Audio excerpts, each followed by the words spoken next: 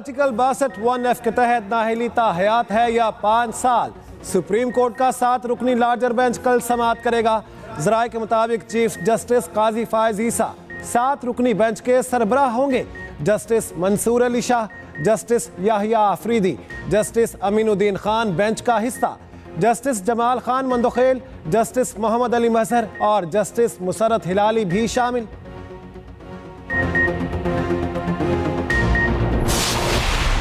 आम इंतखाबात का तीसरा मरहला, कागजात नामजद की मंजूर या मुस्तरद होने के खिलाफ अपीलें दायर करने का पहला रोज। NA 130 से नवाज शरीफ के कागजात नामजदगी की मंजूरी चैलेंज।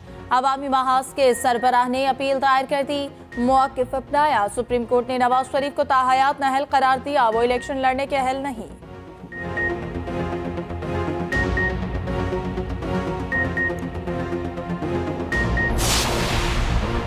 PTI रहनुमाओं के कागजात नामजदगी मुस्तरद होने का मामला। PTI के कई उम्मीदवारों ने अपीलें दायर कर दी। MA नवासी मियांवाली से PTI उम्मीदवार उमैर खान नियाजी की अपील दायर। RO मियांवाली और इलेक्शन कमिश्नर पंजाब को नोटिस जारी। कल तक तमाम रिकॉर्ड तलब। DG खान से PTI के मोहिउद्दीन खोसा और जरताज गुल की भी अपीलेट ट्रिब्यूनल में अपील। कराची में रिटर्निंग अफसरान के फैसलों के खिलाफ अपीलें दायर होना शुरू। PTI रहनुमा फिरदौस शमीम नकवी और एक आज़ाद उम्मीदवार मजहर अली जुनेजो की जानिब से सिंध हाई कोर्ट में अपील दायर। जस्टिस अरशद हुसैन का फिरदौस शमीम नकवी की दरखास्त पर समाअत से इनकार। दरखास्त नए बेंच के रूबरू पेश करने के लिए चीफ जस्टिस को भेज दी। PTI उम्मीदवार शुएब शाहीन, अली मोहम्मद खान ने भी अपीलें दायर कर दी।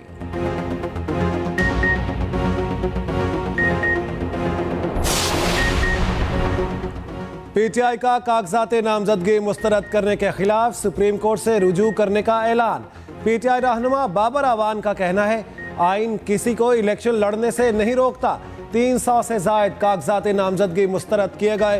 हर हाल में तहरीक इंसाफ इलेक्शन लड़ेगी। उधर शेख रशीद के कागजात नामजदगी मुस्तरद होने पर वकला ने फैसले की नकूल हासिल कर ली। साबिक वज़ीर दाखिला शेख रशीद कल अपील दायर करेंगे। RO के मुताबिक शेख राशिद शफीक भी चचा शेख रशीद के साथ मरी रेस्ट हाउस गए। NA 165 की हल्काबंदी के खिलाफ दरख्वास्त। सुप्रीम कोर्ट ने समाअत इलेक्शन के बाद तक मुलतवी कर दी। जस्टिस मंसूर अली शाह ने रिमार्क्स दिए कि हमारा आखिरी हुक्म यही है कि इंतखाबी शेड्यूल आने से पहले हो चुकी हैं हल्काबंदियों पर इलेक्शन होगा। हम इस केस में इस वक्त कुछ नहीं कर सकते। NA 165 की हल्काबंदी को नून लीगी उम्मीदवार सऊद मजीद ने चैलेंज किया था।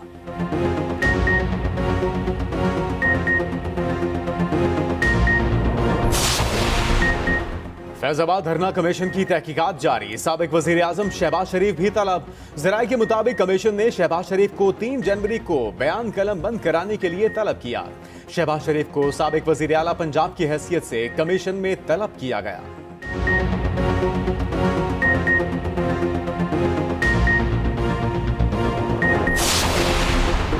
नून लीग की टिकटों से मुतालिक पार्टी क़यादत की अहम बैठक। अहम फैसले मुतवक्के। दीगर सियासी जमातों से सीट एडजस्टमेंट के मामलात पर भी हतमी मुशावरत। नून लीग की इंतखाबी मुहिम भी जारी। जलसे, जुलूसों और वर्कर्स कन्वेंशन की तैयारियां। आज लाहौर के हल्के NA 118 में वर्कर्स कन्वेंशन होगा। साबिक वज़ीर आला हमजा शहबाज कारकुनों से खिताब करेंगे।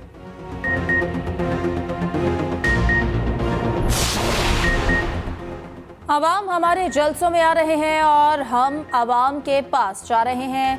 नून लीग अब हर जगह जलसे करती नजर आएगी। साबिक वज़ीर आज़म शहबाज शरीफ के एक्सप्रेस न्यूज से गुफ्तगू। कहा, हमारे बारे में ये ना समझा जाए कि हम सिर्फ दफातर में मीटिंग करते हैं। नवाज शरीफ, मरियम नवाज, हमजा शहबाज और मैं खुद हर जगह जलसे करेंगे।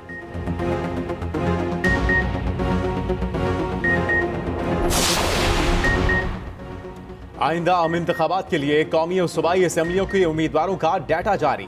इलेक्शन कमीशन के मुताबिक कौमी असम्बली के लिए कुल 7,473 उम्मीदवार, 7,028 मर्द जबकि 445 ख्वातीन शामिल। 2,216 उम्मीदवारों के कागजात मुस्तरद, 5,257 के कागजात मंजूर हुए।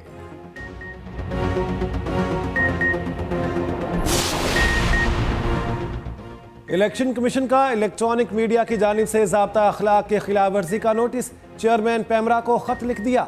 इलेक्शन कमीशन का ज़ाब्ता अखलाक की शिक 12 के खिलाफ वर्जी पर एक्शन लेने का हुक्म। करार दिया। टीवी चैनल्स की जानिब से पोलिंग सर्वे इलेक्शन कवायद और ज़वाबित के खिलाफ वर्जी है। पोलिंग सर्वेस वोटर्स की फ्री चॉइस पर असरअंदाज होने के साथ साथ इंतखाबी अमल को मुतासिर करते हैं।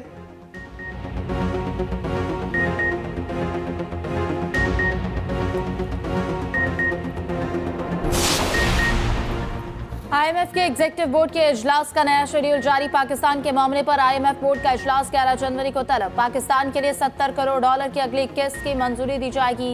$3 अरब के स्टैंड बाय अरेंजमेंट के तहत इक्तिसादी जायजे की मंजूरी मुतवक्के।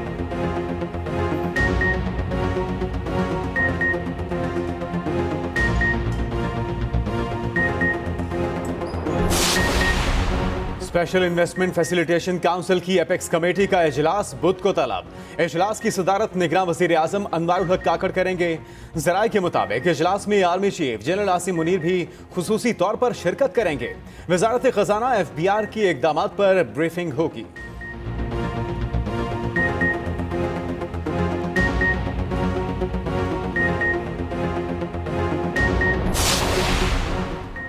नए साल का आगाज। पाकिस्तान स्टॉक एक्सचेंज में तेजी का रुझान। कारोबार के दौरान 100 इंडेक्स में 1900 से जायद पॉइंट्स का इजाफा रिकॉर्ड। 100 इंडेक्स में 64,000 की नफसियाती हद बहाल। इंडेक्स 64,1900 पॉइंट्स की सतह पर ट्रेड कर रहा।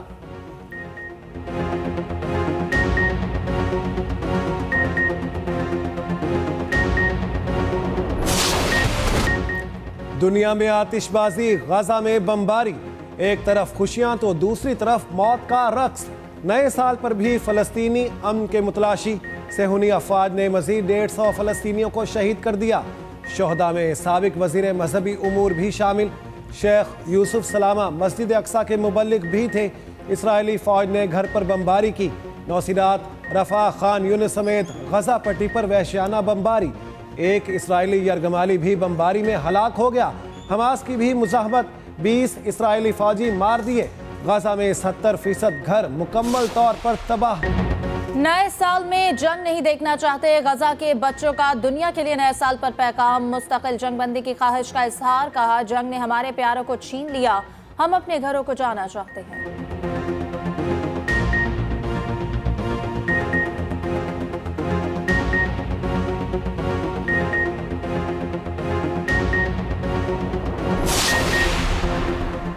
गजा के लिए पाकिस्तान से 20 टन इमदादी सामान की तीसरी खेप रवाना।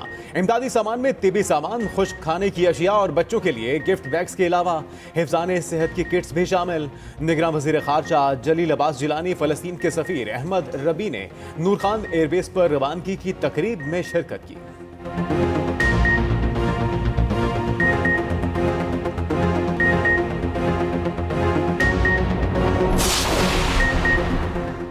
पेट्रोल और डीजल की कीमतें आइंदा 15 रोज के लिए बरकरार। पेट्रोल की कीमत 267 रुपए 34 पैसे फी लीटर बरकरार। हाई स्पीड डीजल की कीमत 276 रुपए 21 पैसे फी लीटर रहेगी। वजीर आजम ने पेट्रोलियम मसनूआत की कीमतें बरकरार रखने की मंजूरी दे दी। वजारत खजाना ने नोटिफिकेशन जारी कर दिया।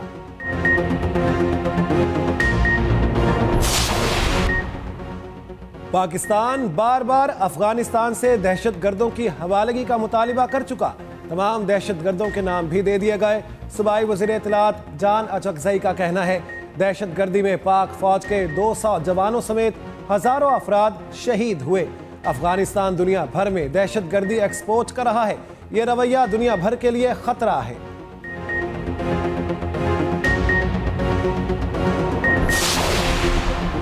गैर कानूनी मुकीम अफगान शहरियों से खित्ते के दीगर ममालिक भी परेशान। ईरान से भी गैर कानूनी मुकीम अफगान शहरियों की वापसी का सिलसिला जारी। वॉइस ऑफ अमेरिका की रिपोर्ट के मुताबिक गुज़श्ता 3 माह के दौरान ईरान और पाकिस्तान ने 8,50,000 से जायद गैर दस्तावेजी अफगान शहरियों को वतन वापस भेजा। सितंबर के आखिरी हफ्ते ईरान ने 3.5 लाख गैर कानूनी अफगान बाशिंदों को मुल्क बदर किया। पाकिस्तान में गैर कानूनी अफगान शहरियों ने गुज़श्ता साल 1 दर्जन से जायद खुदकुश बम धमाके किए। आलमी कवानीन के मुताबिक हर मुल्क को हक हासिल है कि वो अपने मुल्क और आवाम की हिफाजत के लिए ज़रूरी इक़दाम करे।